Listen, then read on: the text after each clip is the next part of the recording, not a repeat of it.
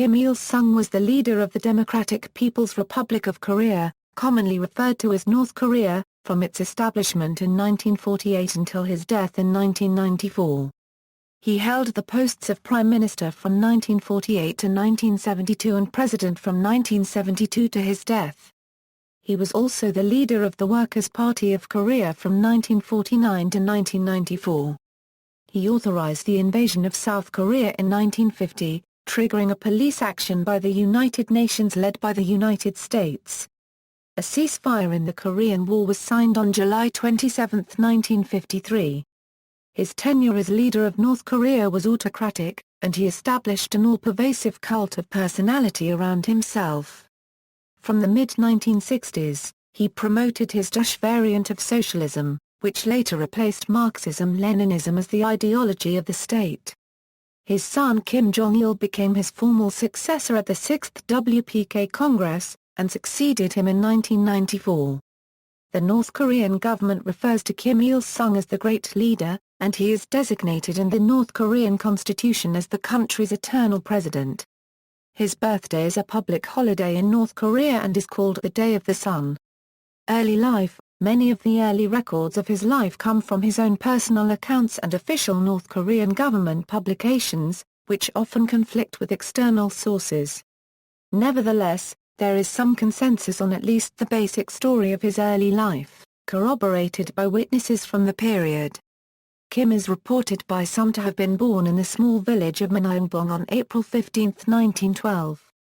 Muneongbong sits on a peak in the Rangram range of mountains near Pyongyang, Korea. Indeed, the name Muneongbong means all-seeing peak. From Muneongbong there is a panoramic view of the Daladong River far below, where small steamers can be seen carrying trade from the Western Sea to Pyongyang and back again. Born to Kim Hyun-jik and Kang Pan-sake, who gave him the name Kim Song-ju. Kim also had two younger brothers, Ka-Euro unregistered trademark Angstrom Il-chu and Yeon-ji-ju. The exact history of Kim's family is somewhat obscure. According to Kim himself, the family was neither very poor nor comfortably well off, but was always a step away from poverty. Kim is said to have claimed that he was raised in a Presbyterian family, that his maternal grandfather was a Protestant minister, that his father had gone to a missionary school and was an elder in the Presbyterian church, and that his parents were very active in the religious community. According to the official version, Ka-Euro unregistered trademark S family participated in anti-Japanese activities and in 1920 they fled to Manchuria. Like most Korean families, they resented the Japanese occupation of the entire Korean peninsula, which began on August 29, 1910. Another view seems to be that his family settled in Manchuria like many Koreans at the time to escape famine. Nonetheless, Ka-Euro unregistered trademark S parents, especially Kim's mother, played a role in some of the activist anti-Japanese struggle that was sweeping the peninsula. But, their exact involvement, whether their cause was missionary, nationalist, or both, is unclear. Still, Japanese repression of any and all opposition was brutal, resulting in the arrest and detention of more than 52,000 Korean citizens in 1912 alone. The repression forced many Korean families to flee Korea and settle in Manchuria. Communist and guerrilla activities. There is much controversy about Kim's political career before the founding of North Korea, with some sources indicating he was an impostor. Several sources indicate that the Kim Il-sung name had previously been used by a prominent early leader of the Korean resistance, Kim Kyung-chun.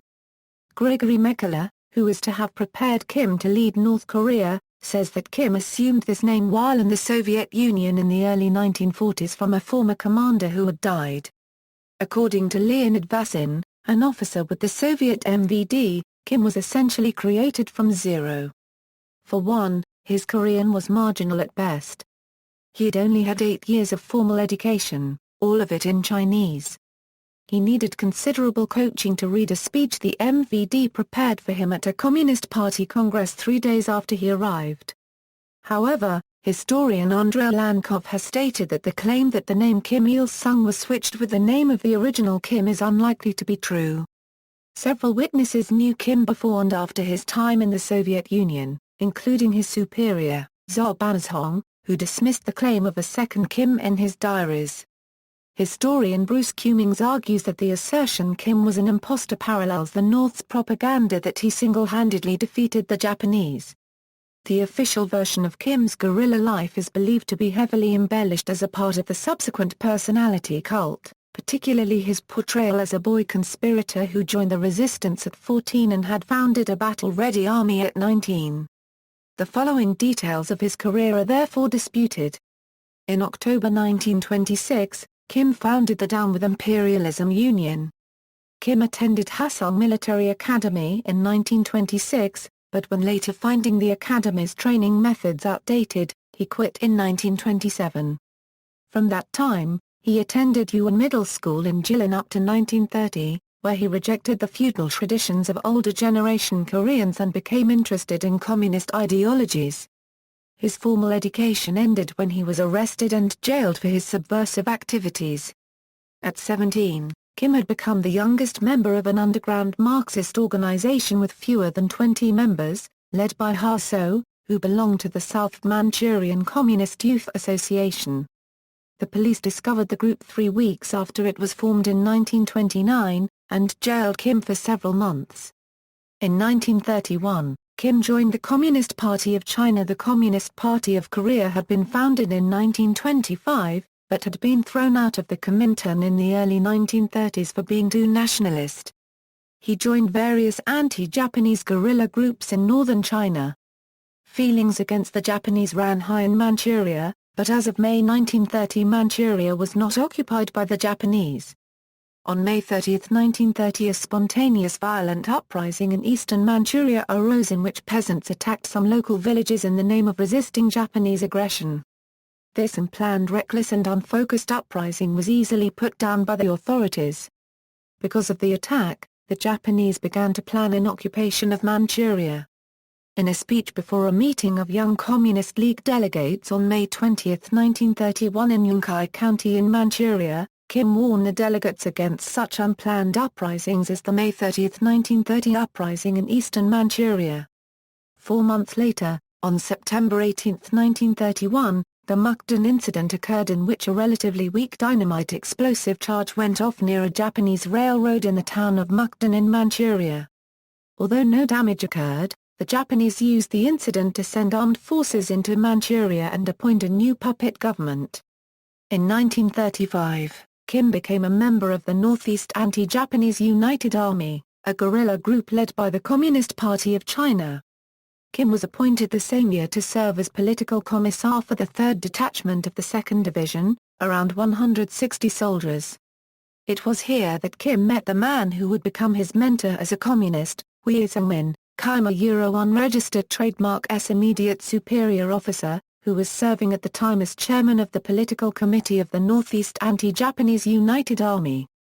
Wei reported directly to Kang Sheng, a high-ranking party member close to Mao Zedong in Yemen, until unregistered trademark's death on March 8, 1941. In 1935 Kim took the name Kim Il-sung, meaning become the sun. Kim was appointed commander of the 6th Division in 1937, at the age of 24, controlling a few hundred men in a group that came to be known as Kim Il-sung unregistered trademark's division. It was while he was in command of this division that he executed a raid on Poca unregistered trademark Onbo, on June 4. Although Kim unregistered trademark's division only captured a small Japanese-held town just across the Korean border for a few hours, it was nonetheless considered a military success at this time, when the guerrilla units had experienced difficulty in capturing any enemy territory. This accomplishment would grant Kim some measure of fame among Chinese guerrillas, and North Korean biographers would later exploit it as a great victory for Korea. For their part, the Japanese considered Kim to be one of the most effective and popular Korean guerrilla leaders. Kim was appointed commander of the 2nd Operational Region for the 1st Army, but by the end of 1940, he was the only 1st Army leader still alive. Pursued by Japanese troops, Kim and what remained of his army escaped by crossing the Amur River into the Soviet Union. Kim was sent to a camp at Vytskoye near Khabarovsk, where the Korean Communist guerrillas were retrained by the Soviets. Kim became a major in the Soviet Red Army and served in it until the end of World War II. Return to Korea. The Soviet Union declared war on Japan in August 1945. The United States dropped atomic bombs on Hiroshima and Nagasaki, and the Red Army entered Pyongyang with almost no resistance on August 15, 1945. Stalin had instructed Lavrentiy Beria to recommend a communist leader for the Soviet-occupied territories, and Beria met Kim several times before recommending him to Stalin. Kim arrived in the Korean port of Wonsan on September 19, 1945. In December 1945, the Soviets installed Kim as chairman of the North Korean branch of the Korean Communist Party.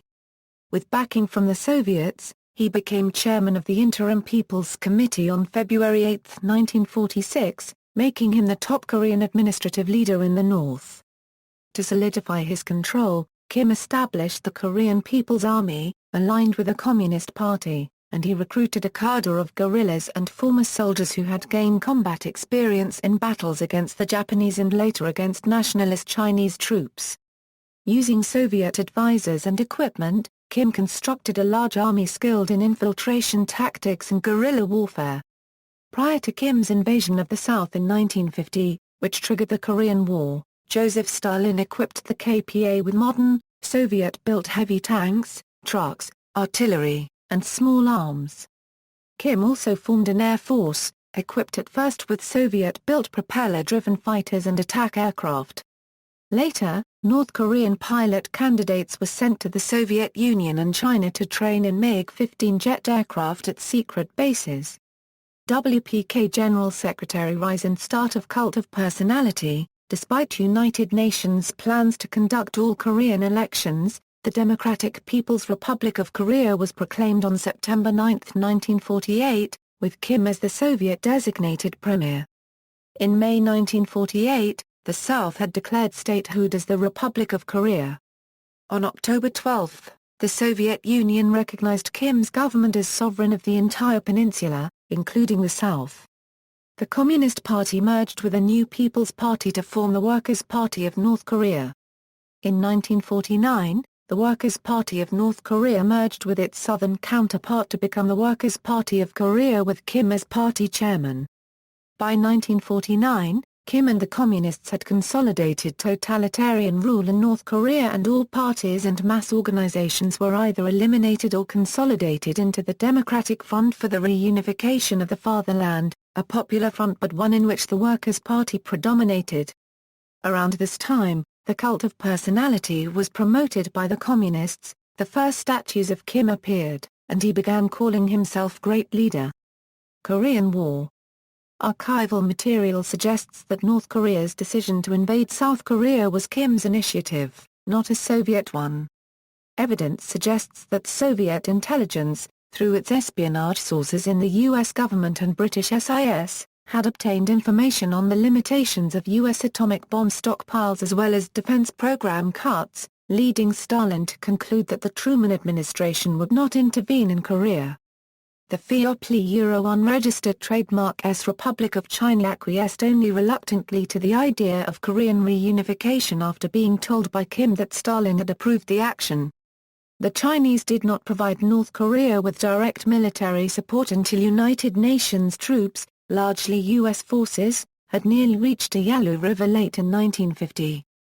At the outset of the war in June and July, North Korean forces captured Seoul and occupied most of the south, save for a small section of territory in the southeast region of the South which was called the Pusan Perimeter. But in September, the North Koreans were driven back by the U.S.-led counterattack which started with the UN landing in Incheon, followed by a combined South Korean-US UN offensive from the Pusan Perimeter. North Korean history emphasizes that the United States had previously invaded and occupied the South, allegedly with the intention to push further north and into the Asian continent. Based on these assumptions, it portrays the KPA invasion of the South as a counterattack. By October, UN forces had retaken Seoul and invaded the North to reunify the country under the South. On October 19, US and South Korean troops captured Euro unregistered trademark Pyongyang, forcing Kim and his government to flee north, first to Samura-do and eventually into China. On October 25, 1950, after sending various warnings of their intent to intervene if UN forces did not halt their advance, Chinese troops in their thousands crossed the Yalu River and entered the war as allies of the KPA. There were nevertheless tensions between Kim and the Chinese government. Kim had been warned of the likelihood of an amphibious landing at Incheon, which was ignored. There was also a sense that the North Koreans had paid little in war compared to the Chinese who had fought for their country for decades against foes with better technology. The Union troops were forced to withdraw and Chinese troops retook unregistered trademark Yanyang in December and Seoul in January 1951. In March, UN forces began a new offensive, retaking Seoul and advanced north once again, halting at a point just north of the 38th parallel. After a series of offensives and counter-offensives by both sides, followed by a grueling period of largely static trench warfare which lasted from the summer of 1951 to July 1953, the front was stabilized along what eventually became the permanent armistice line of July 27, 1953. Over 1.2 million people died during the Korean War. Chinese and Russian documents from that time reveal that Kim became increasingly desperate to establish a truce, since the likelihood that further fighting would successfully unify Korea under his rule became more remote with the UN and US presence. Kim also resented the Chinese taking over the majority of the fighting in his country, with Chinese forces stationed at the center of the front line, and the Korean People's Army being mostly restricted to the coastal flanks of the front.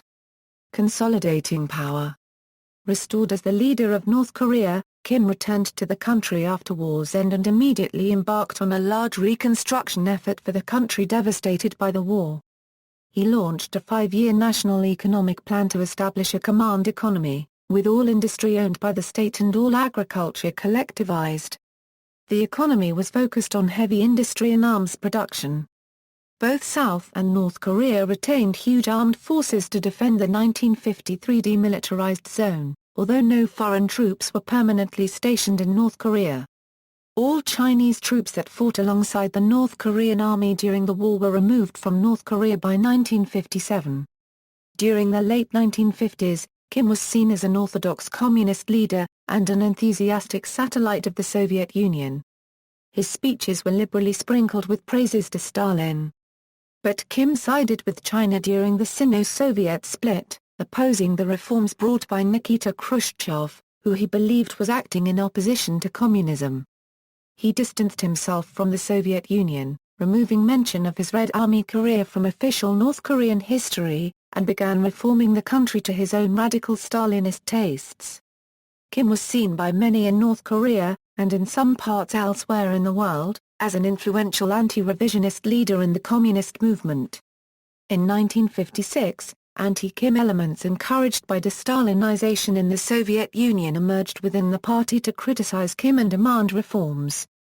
After a period of vacillation, Kim instituted a purge, executing some who had been found guilty of treason and forcing the rest into exile. By the 1960s, Kim's relationship with the great communist powers in the region had become difficult.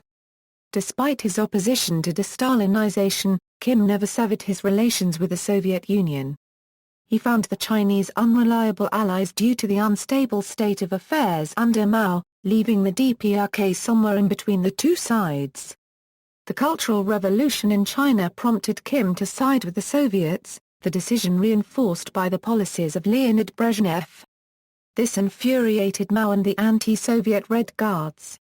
As a result, the PRC immediately denounced Kim's leadership, produced anti-Kim propaganda, and subsequently began reconciliation with the United States.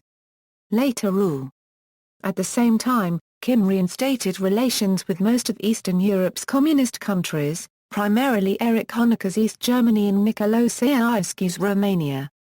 Ceausescu, in particular, was heavily influenced by Kim's ideology, and the personality cult that grew around him in Romania was very similar to that of Kim. Kim and Albania's Enver Hoxha would remain fierce enemies, and relations between North Korea and Albania would remain cold and tense right up until Hoxha's death in 1985. Although not a communist, Zayas Mabuta Seko was also heavily influenced by Kim's style of rule.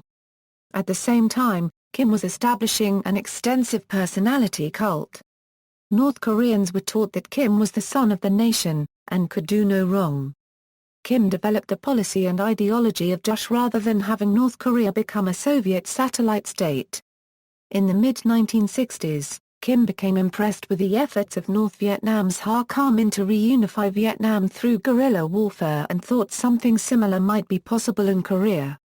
Infiltration and subversion efforts were thus greatly stepped up against U.S. forces and the leadership that they supported. These efforts culminated in an attempt to storm the Blue House and assassinate President Park Chung-hee. North Korean troops thus took a much more aggressive stance toward U.S. forces in and around South Korea, engaging U.S. Army troops in firefights along the demilitarized zone. The 1968 capture of the crew of the spy ship USS Pueblo was a part of this campaign. A new constitution was proclaimed in December 1972, under which Kim became president of North Korea. In 1980, he had decided that his son Kim Jong-il would succeed him, and increasingly delegated the running of the government to him. The Kim family was supported by the army, due to Kim Il-sung's unregistered trademark S revolutionary record and the support of the veteran defense minister, Oh Cheon-yu. At the Sixth Party Congress in October 1980, Kim publicly designated his son as his successor. From about this time, North Korea encountered increasing economic difficulties.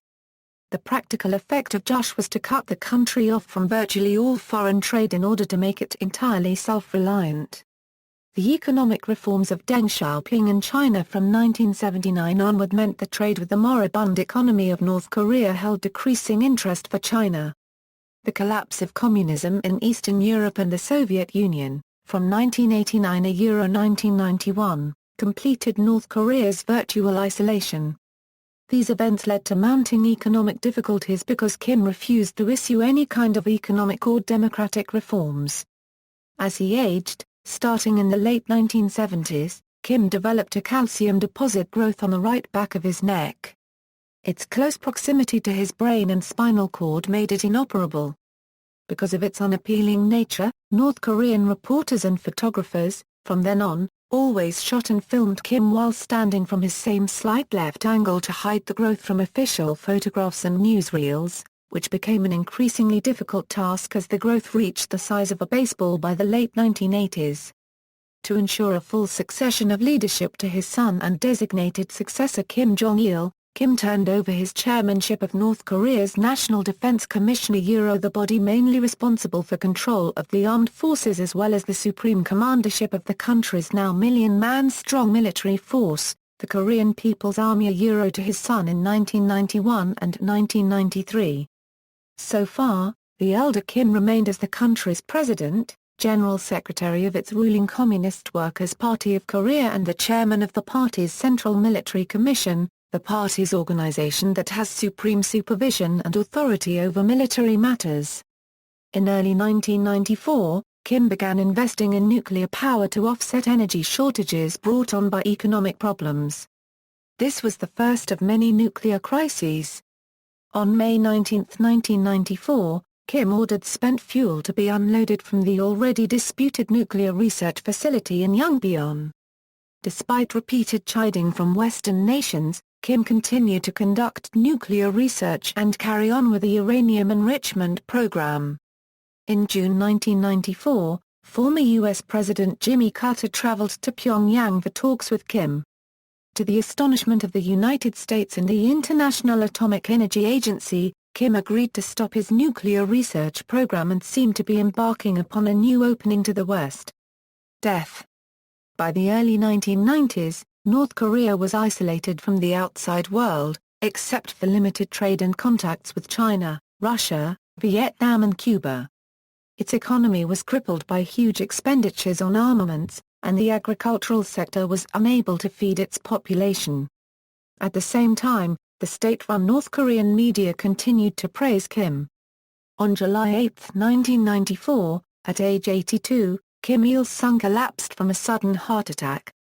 After the heart attack, Kim Jong-il ordered the team of doctors who were constantly at his father's side to leave, and for the country's best doctors to be flown in from Pyongyang. After several hours, the doctors from Pyongyang arrived, and despite their efforts to save him, Kim Il-sung died. After the traditional Confucian mourning period, his death was declared 30 hours later.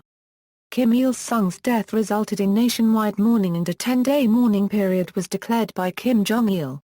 His funeral in Pyongyang was attended by hundreds of thousands of people flown from all over North Korea. Kim Il-sung's body was placed in a public mausoleum at the Kumsusan Palace of the Sun, where his preserved and embalmed body lies under a glass coffin for viewing purposes. His head rests on a traditional Korean pillow and he is covered by the flag of the Workers' Party of Korea. Newsreel video of the funeral at Pyongyang was broadcast on several networks, and can now be found on various websites. Personal life. Kim Il-sung married twice. His first wife, Kim Jong-suk, gave birth to 2 sons and a daughter. Kim Jong-il was his oldest son. The other son of this marriage died in 1947 in a swimming accident, and his wife Kim Jong-suk died at the age of 31 while giving birth to a stillborn baby girl. Kim married Kim Song-yi in 1952, and it is believed he had 3 children with her, Kim Yeon-gi-il, Kim Kyeon-gi-il and Kim Pyong-il. Kim Pyong-il was prominent in Korean politics until he became ambassador to Hungary. Since 1998 he has been ambassador to Poland.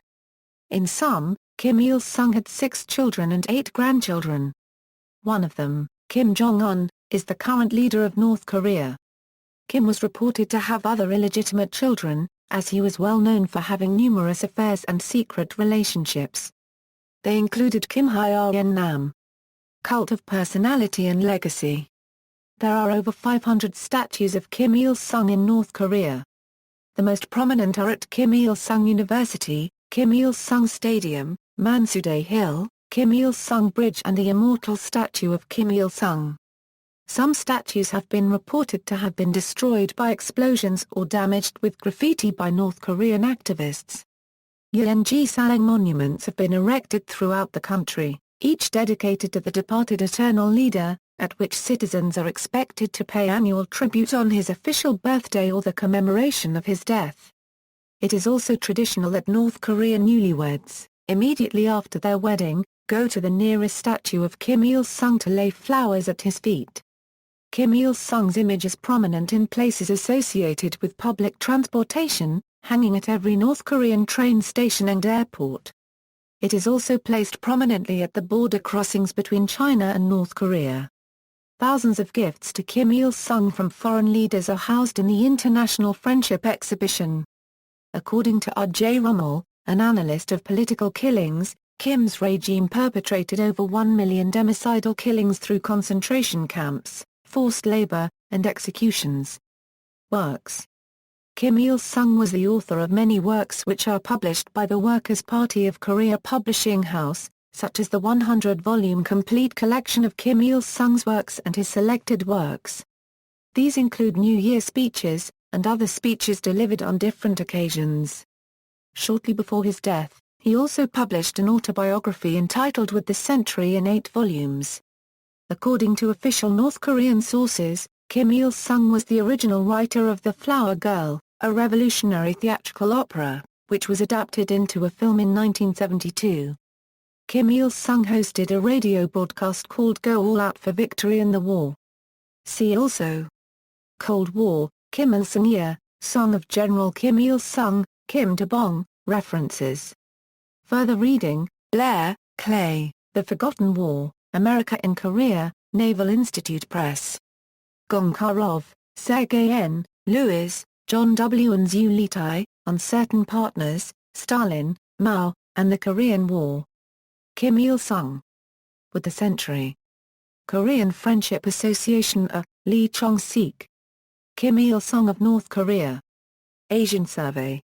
University of California Press. Volume 7, Number 6, June 1967. DOI 10.2307/2642612. Available at JSTOR. Mansurov, Alexander Y., Stalin, Mao, Kim, and China's Decision to Enter the Korean War, September 16–October 15, 1950, New evidence from the Russian archives, Cold War International History Project Bulletin, Issue 6/7. Martin, Bradley. Under the loving care of the fatherly leader, North Korea and the Kim dynasty.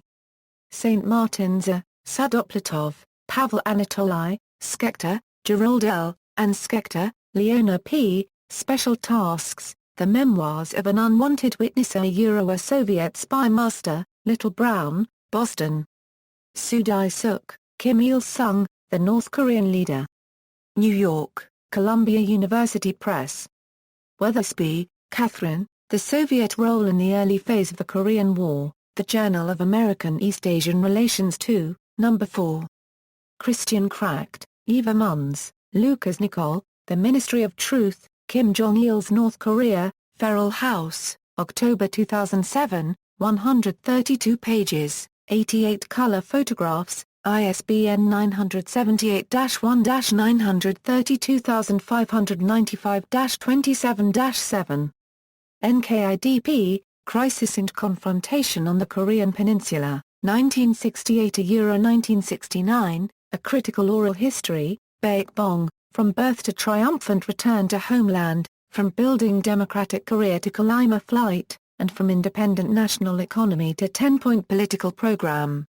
External links, Nicolosi-Escu's visit to Pyongyang, North Korea, in 1971, Conversations with Kim Il-sung, Wilson Center Digital Archive.